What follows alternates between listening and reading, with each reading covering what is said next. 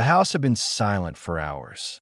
Not the comforting kind of silence that falls after a long day, but the taut, unnatural stillness that feels like holding your breath too long. Rain tapped against the old windows in soft, inconsistent rhythms.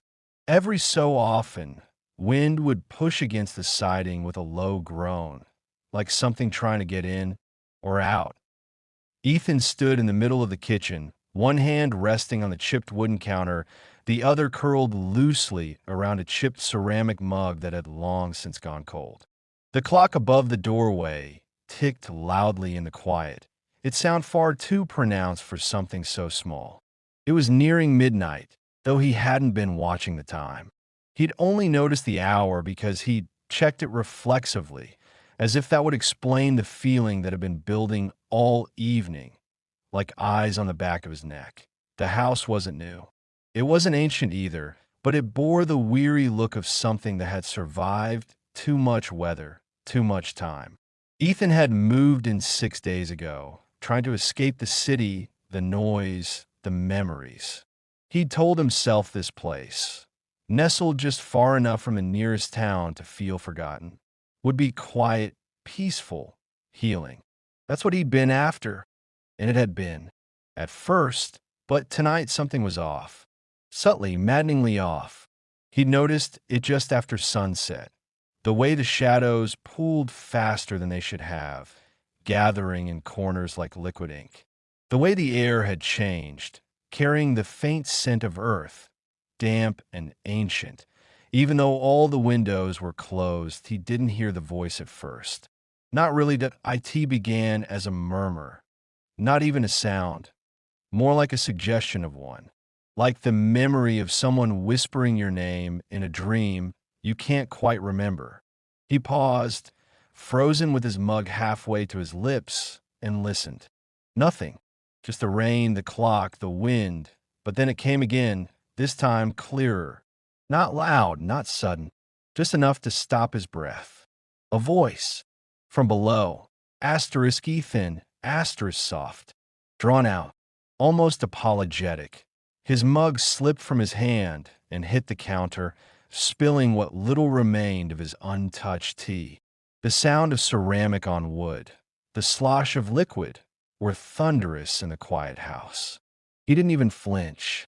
He just stood there, staring at the floor beneath his feet, the hardwood panels that creaked when he moved, the faint outline of the basement door tucked behind the pantry. He hadn't been down there since moving in.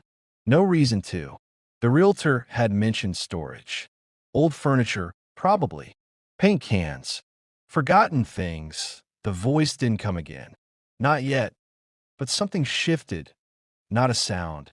A pressure, like the weight of someone standing on the floor below, still and waiting. That Ethan's heart pounded in his chest, not fast, but hard, deliberate. He told himself it had to be the wind. Old houses did that. Groaned, whispered. He knew that. He knew it. But he also knew, in that same primitive place where children know not to reach under their beds, that what he'd heard hadn't been the house that it had said his name, and he was no longer sure he was alone. Ethan didn't sleep. He sat in the worn armchair by the window, wrapped in the scratchy wool blanket he'd brought from the city, staring across the room at the basement door. The rain had stopped somewhere around 3, leaving behind a hush so complete it rang in his ears. Not even the wind stirred now. The voice hadn't come again. Not exactly, but something was different. He felt watched, not from a window or the hallway, but from below, as though whatever was down there hadn't retreated. It was simply waiting for him to make the next move. By morning, the sky outside had turned a muted gray, the kind that never quite becomes day. Ethan's eyes were dry and sore, the kind of tired that feels more like illness than fatigue. His hands trembled faintly as he poured fresh coffee. Though he hadn't touched caffeine in weeks, he avoided the basement door all day. Cleaned the kitchen, rearranged the books he hadn't read, played a podcast just to keep the quiet from swallowing him whole. But even the voices in his headphones couldn't cover the sound he heard mid-afternoon, a faint, deliberate scratching. Slow, rhythmic, like fingers dragging across old wood. From the basement, Ethan paused the podcast. He leaned over the sink, holding his breath, staring into the drain as if the sound might come from there instead. But no, it was below. Just below it, he paced the house for an hour, then sat at the kitchen table with his phone in hand, thumb hovering over a contact. Jake, his brother. But what would he even say? Hey, I think someone's in my basement, but they keep whispering my name and scratching at the door like a dog. No, he hadn't spoken to Jake in months, not since the funeral. He couldn't bear the voice of someone who remembered him as he was before. Instead, he wrote a note. Asterisk, if anything happens to me, check the basement. Don't come alone. Asterisk, then he deleted it. Then he wrote it again, folded it, and shoved it in the back of the kitchen drawer behind the batteries. That be why nightfall. The air felt heavy again. The scent of damp earth returned, faint but unmistakable. It coated the inside of his nose like rot under fingernails. He sat again in the armchair, eyes fixed on the same door, listening, and when the voice came this time, it was clearer. Asterisk, Ethan, please, asterisk a whisper, but urgent now. Closer. He stood, breath shallow. His body moved before his thoughts did, step by step across the creaking floorboards. The house held its breath with him. No wind, no klok, no sound, except the groan of the door hinge as he reached for it. Not the basement door, but the cupboard where he'd stored the flashlight IT clicked on with a weak beam. The battery low. He gripped it tight and turned, facing the basement door for the first time in days. That IT looked no different. Old wood, brass knob, faint scratches near the base he hadn't noticed before. That he hesitated, hand resting on the doorknob. The air felt cold here, colder than the rest of the house. He turned IT creaked open. Darkness spilled up from the steps like ink. He stood there, flashlight in one hand, heart pounding like a fist on the inside of a coffin. He didn't go down, not yet, but from the blackness below, a sound rose. Not a voice this time, breathing. Shallow, raspy, as though something else had been waiting all along, and was just now realizing it had been heard. Ethan couldn't explain what made him take that first step. Maybe it was anger, not the loud kind, but the quiet, desperate fury that bubbles up when fear makes you feel like a child again. Maybe it was exhaustion, or maybe it was the way the breathing had stopped the moment he opened the door, like it was baiting him. He needed to know that the stairs groaned under his weight. Each step down felt like slipping deeper into a mouth that would never spit him back out.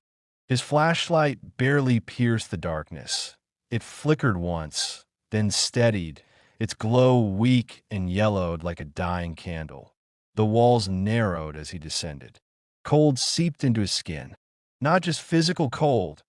It felt wrong, like the air itself had forgotten what warmth was. Dust hung heavy in the stairwell, disturbed only by his breath, now loud and sharp in his ears, the bottom. The concrete floor stretched out into the dark like an unfinished thought. The beam of his flashlight passed over old shelving, cobwebs, what looked like a tarp-covered workbench, and nothing else. No intruder. No sound, just silence. Ethan let out a shaky breath. Hello. His voice was thin, awkward. Is someone there? No answer. Of course not. He felt foolish. The rational part of his brain, the one that had been pushed aside for hours now, began clawing its way back in. But then the light flickered again. And that's when he saw them. Astra's footprints. Astra's bear. Human. Imprinted faintly in the dust on the basement floor, like someone had walked through recently. One set, leading from the far corner of the basement straight to where he now stood. And they ended there in a return path. His heart seized in his chest. He stepped back instinctively and heard the soft click of something behind him. He spun around. The basement door at the top of the stairs was closed. He hadn't closed it. Ethan stared upward, flashlight trembling in his hand. The silence now had a weight to it, like he was underwater or buried. Then, somewhere in the dark, something moved. A shuffle, barely audible, but unmistakable. It came from behind the shelves. Slow, careful. He aimed the light in that direction. Nothing. Who's there? His voice cracked now. I'm armed. He wasn't. Silence again. The flashlight dimmed once more. He stepped backward slowly, then caught himself. The footprints. He was standing on them now. They led directly to this spot, not away from it, as if they had ended beneath him. A new thought rose, unbidden. Asterisk, what if it hadn't left? What if it never needed to? Asterisk, the flashlight gave one final flicker and then died. Ethan was swallowed whole by the dark, and in that moment, something breathed behind him. So close he could feel it move the air beside his ear. He didn't scream. He couldn't. The darkness pressed in around Ethan like it had always been there, waiting for him to notice it. His hands were cold now, shaking uncontrollably, the flashlight in his grip a useless weight. But even in the pitch black, he could feel it, that thick, oppressive presence that hovered too close, just beyond his reach. The sound of his breath, shallow and panicked, was the only thing that kept him tethered to reality. And then the air shifted. A soft exhale, like someone had taken a breath just behind his neck. He froze, not because he was afraid of being caught, but because the sound wasn't right.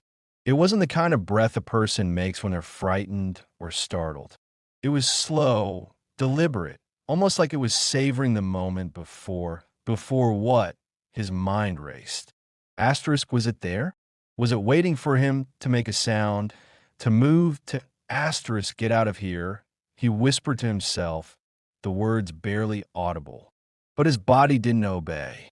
It couldn't.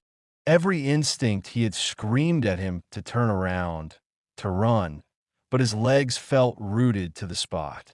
His feet, heavy as lead, couldn't find the strength to move.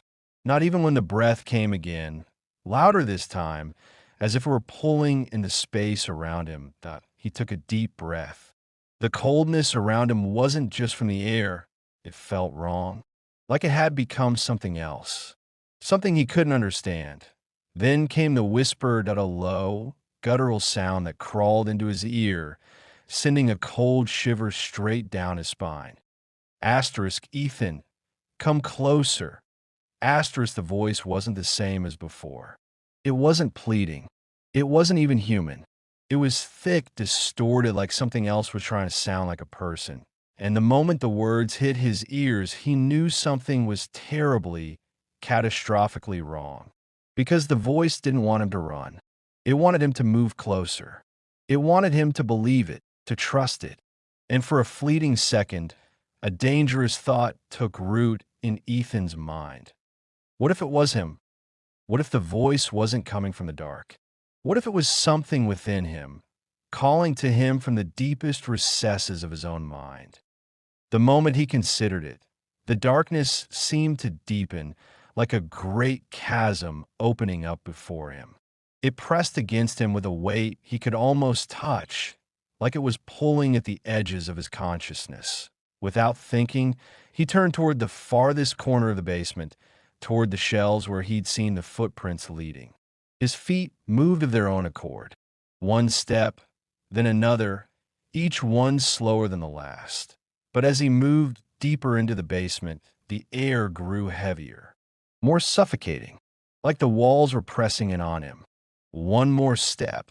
The cold seemed to reach for him from all sides, but when his hand brushed against the cold concrete of the wall beside him, it felt alive. It wasn't just a wall anymore. It was something else. It seemed to hum with a strange energy, a pulse that wasn't his. And then, his fingers grazed something. Not the wall, something soft, damp. A hand, he yanked his arm back, his heart thudding in his chest. But the hand didn't release him. It held onto his wrist. Its grip was weak, like it had been lying there too long. But it was there.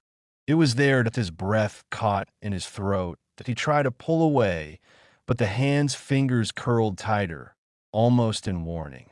He couldn't look down, couldn't bring himself to acknowledge the thing holding him. Not because he didn't want to know what it was, but because he feared that if he did look, it would be too late. He would be lost in it. The voice came again, this time right beside him, but the words were a garbled, broken whisper. Asterisk, Ethan. You're here. Asterisk, and in that instant, the house, the entire house, seemed to exhale, the floorboards creaking and groaning in an unnatural symphony. He was no longer in control. The hand on his wrist tightened.